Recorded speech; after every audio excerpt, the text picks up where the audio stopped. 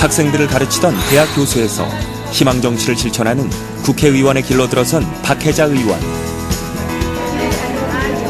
광주 전남의 유일한 여성 의원으로 지역의 든든한 일꾼을 자처한다. 갖고 나가겠습니다. 거짓없는 올곧은 정치 철학으로 국민들을 마주하고 있는 박혜자 의원의 이야기를 지금부터 만나보자.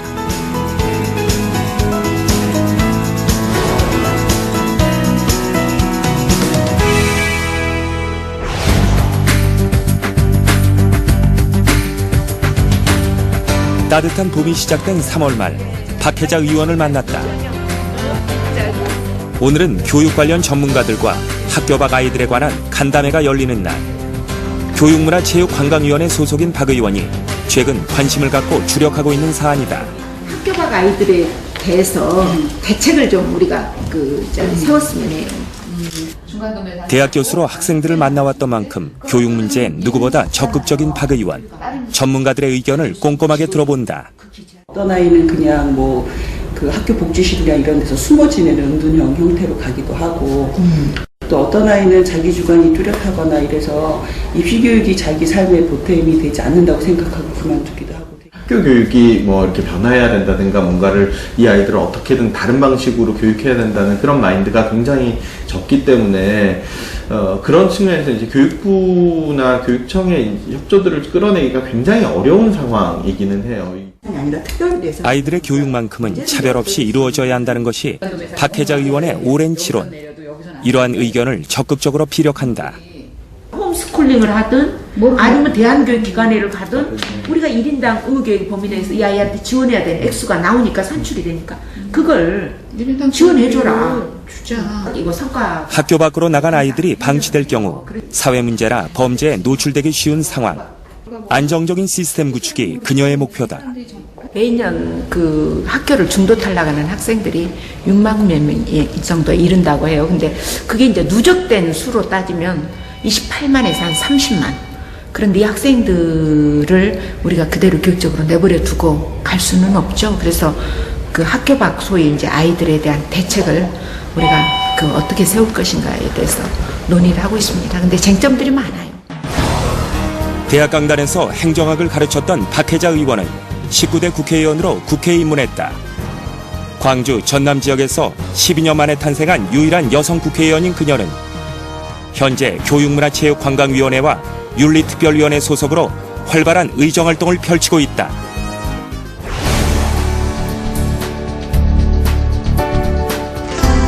당내에서 최고위원을 맡고 있는 박혜자 의원. 그런데 오늘 최고위원회는 특별한 의미가 있다. 민주당 최고위원들은 오늘 134자 최고위원회를 마지막으로 합니다. 내일이면 새정치민주 연합이라는 새 이름으로 거듭나게 됩니다. 새정치민주연합 창당대회를 앞두고 열리는 마지막 최고위원 회의. 새 이름으로 시작하는 만큼 박혜자 의원 역시 다시 한번 초심을 되새겨본다. 네, 오늘은 저 개인적으로는 민주당 최고위원으로서 마지막 공개 발언입니다. 최고위원으로서 지난 10개월은 비정상의 정상화를 촉구한 10개월이자 국민의 목소리를 대변하고자 했던 10개월이라고 생각합니다. 오늘로서 제 메시지는 마지막이지만 새 정치는 시작합니다. 국민과의 약속을 지키는 새 정치를 성원해 주십시오. 여러분 그동안 감사했습니다. 민주당의 이름을 건 마지막 최고위원회의가 끝났다. 박혜자 의원의 심정은 어떨까? 대선 의원이 아니고 이제 정치를 시작한 초선이다 보니까 초선이고 또 호남의 대표이고 또 여성의 대표라고 하는 그런 여러 가지를 가지고 있었습니다. 그래서 정말 국민의 시각에서 여러 가지 입장을 대변하려고 했었고요. 그 평가는 국민 여러분께서 하시지 않겠습니까? 지역구 일정을 소화하는 박혜자 의원을 만나기 위해 광주를 찾았다. 그녀는 주민들을 만나기 위해 매주 빠짐없이 이곳을 찾는다. 저희 지역에 동천동 주민센터도 개소식이 있고 또 오후에 정책 간담회가 있어요. 그래서 젊은 청년들하고 간담회이기 때문에 뭐 반값 등록금, 청년 취업 문제 이런 문제가 이제 제 관심 사항이기 때문에 참석하러 왔어요. 첫 방문지는 동천동 주민센터 개청식. 아 정말요? 고맙습니다. 안녕하세요. 네. 예, 반갑습니다. 매번 찾을 때마다 웃으며 환대해주는 지역 주민들이 있어 더욱 든든함을 느낀다는 박혜자 의원. 오늘은 주민센터 개청식을 축하하기 위해 한 걸음에 달려왔다. 보다 나은 정치활동은 물론 새정당의 올바른 역할에 대한 약속도 잊지 않는다. 오로지 국민의 눈으로 정치를 바라보고 국민의 뜻을 받드는 그러한 정당으로서 역할하게 될 것입니다. 우리 동천동 주민 여러분께서도 이 동천동 주민센터에서 새롭게 여러분들 복지를 느껴보시고 또 정치에 대해서도 새롭게 도와주실 것을 부탁드리겠습니다. 감사합니다. 특히 동천동 주민센터는 지역 내 최대 규모로 지어진 데다 주민들을 위한 복지시설이 한층 더 강화돼 지역민들의 반응 역시 뜨겁다. 굉장히 기뻐하시고 주민들도 너무너무 좋아하시니까 저도 기분이 좋습니다. 이제 여기 프로그램이 이제 조금 잘 돌아가야 되죠. 그래서 실제로 여기서 주민들을 위한 이제 다양한 프로그램을 할 수 있도록 이제 저도 적극적으로 살펴보도록 하겠습니다. 이렇듯 지역 행사나 모임에 빠짐없이 참가하고자 노력하는 박혜자 의원. 이러한 그녀의 걸음에는 남다른 정치 철학이 담겨 있다. 자기 의지나 자기 주장도 물론 굉장히 그 정치인으로서 중요하지만 동시에 지역민들의 그 다양한 목소리를 정말 수용할 수 있는 것 그리고 또 그 목소리를 정말 정치적인 과정을 통해서 정책으로 풀어낼 수 있는 것이 굉장히 중요하다라는 생각합니다.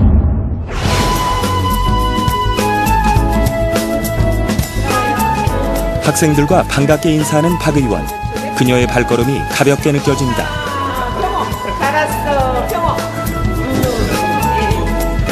오랜 시간 강단에 몸담아 있었기에 의정활동차 학교를 방문할 때면 기분이 남다르다는 박혜자 의원.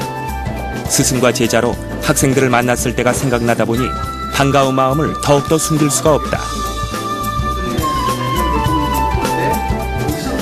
벽이 없는 대화를 통해서 개인적인 측면에서 개인이 노력하는 건 물론이지만 사회 전체적으로 구조적으로 해결하는데 좋은 기대에 맞지 않습니다.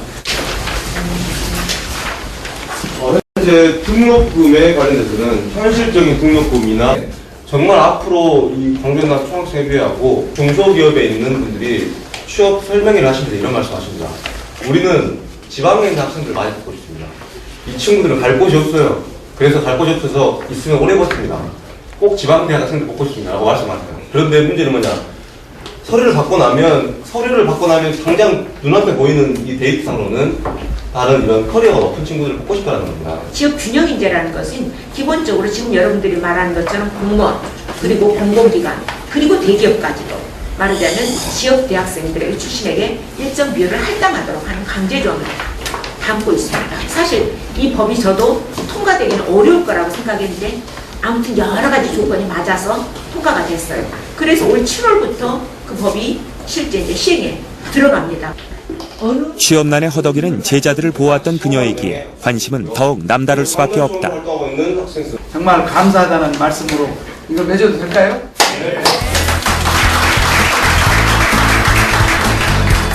의원들과 학생들 모두가 현안에 대해 소통할 수 있는 자리였다. 너무 좋은 자리였던 것 같고요. 사실 이렇게 여러 의원님들을 모셔놓고 우리 총학생회장들하고 함께 할 수 있는 자리가 없었는데 오늘을 계기로 해서 그 광주 전남 15만 이 대학생들의 어떤 의견이나 마음들을 전달할 수 있는 소통의 창구가 오늘을 계기로 만들어진 것 같아서 너무나 의미 있고 뜻깊은 자리였습니다. 우리 청년들이 고민하고 있는 취업 문제, 또 등록금 문제 전부 다 사실 해결할 수 있는 방법은 정치에서 해결을 해줘야 되는 거거든요.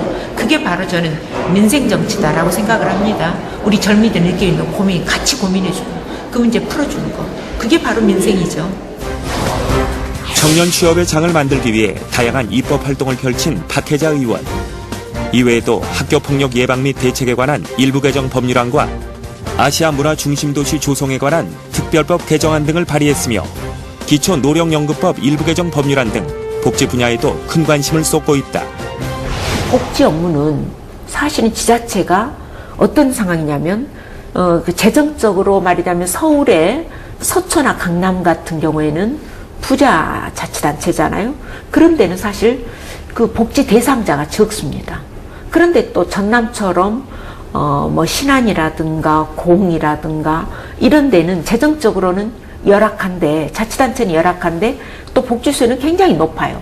그러니까 무슨 얘기냐면, 그래서 복지 분야는 그런 차등 지원제가 대폭적으로 확대되어야 된다라고 하는 저는 생각을 가지고 있습니다. 그래서 지역의 재정 여건에 따라서 복지 분야의 국가 재정 지원 방식은 차등화시켜야 된다. 그 법안을 제가 제안해 놓고 있습니다. 어둠이 채 가시지도 않은 새벽. 국회 내 건강관리실의 문을 두드리는 박혜자 의원을 만났다. 그녀는 매일 아침 체력 관리를 위해 이곳을 찾는다. 아침에 이제 조금 운동을 해야죠. 그래서 보통 이제 이 시간에 오면 7시까지는 이제 뛰고 운동하죠. 그리고 이제 뭐 여기서 준비하고 사무실로 올라갑니다. 매일 1등으로 건강관리실에 출근 도장을 찍는다는 박혜자 의원. 의정활동의 기본이 되는 일이다. 몸이 건강해야 자신이 맡은 역할을 제대로 해낼 수 있다는 걸 알기에 체력은 필수라고 생각하기 때문이다. 이렇게 하시는 특별한 이유가 없으세요? 그래야 버텨요. 그렇지 않으면 못 버텨요. 아침에 그래도 이 한 40-50분간 운동하는 그 힘으로 하루 일과 그저 스케줄 다 소화할 수 있을 것 같아요. 아침 운동 후 본격적인 하루가 시작된다. 오전부터 있을 일정에 대비해 기본 자료 숙지는 필수. 꼼꼼하게 확인하며 준비한다. 보통 이제 아침 겸 커피 한 잔 마시고요. 그리고 뭐 신문 스크랩 한 걸 다 읽으면 이제 그 전체 신문이 다 망라되어 있어요. 그래서 그거 보고 또 민주당에서 보내주는 일일 정책 현안, 또 이제 최고위원들한테 보내주는 전략 관련된 이제 자료들이 있어요. 그래서 그 자료들 뭐 섭렵하고요. 특히 바쁜 시간을 쪼개 영어 공부에도 주력하고 있다. Sparks Trust Building Process 그러면 많이는 못 보고 한 꼭지씩은 읽어보려고 하죠. 그래야 시사 영어가 되는 거죠. 그래서 아침에는 한 꼭지씩 뽑아다 놓고. 신임 국사편찬위원장께서 뭐 현대사 국사편찬위원회가 그동안 일을 검증 심의를 제대로 했느냐라는 소견을 묻고 있는 겁니다. 예, 지금 제시하신 문구들만 가지고 보면은 좀 균형이 깨진 것 같습니다. 초선 의원으로 의정활동을 이어가며 하루하루 더 많은 것을 익히고 있다는 박혜자 의원. 강단에 섰던 교수 시절의 활동과 국회의원으로서의 의정활동은 생각보다 많이 다른 것을 느낀다. 정치라고 하는 것은 혼자서 할 수 없는 거고 팀플레이로 가는 거다. 그 이제 팀플레이가 정당일 수도 있고 또 정당 내에서도 또 끊임없이 당 내에서도 노선이나 이제 이러한 것에 대한 투쟁이 있을 수밖에 없는 게 같은 우리 정당 내에서도 생각이 또 조금씩 다르거든요. 그래서 비슷한 사람들끼리 힘을 모아서 하나의 정책을 만들어내고 또 국가의 나아가는 방향에 대해서도 이끌어내고 뭐 이런 거 아닌가 싶어요. 그래서 혼자 하는 일과 집단으로 하는 일의 그 차이가 제일 크다라는 생각합니다.